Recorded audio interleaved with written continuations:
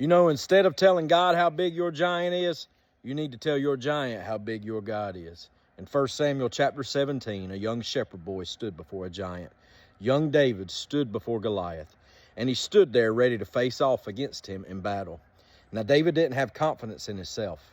David had confidence in who God is. See, he had saw God deliver him from the lion and the bear, and he told King Saul, that very same God that delivered him from the lion and the bear will deliver him today from this Philistine giant.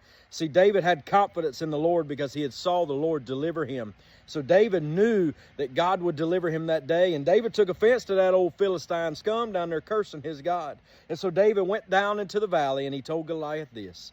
He said, I come to you today in the name of the Lord of hosts. And after I take your head today, Goliath, everybody here is going to know that there is a God in heaven.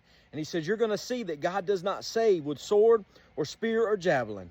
This battle right here, it belongs to the Lord.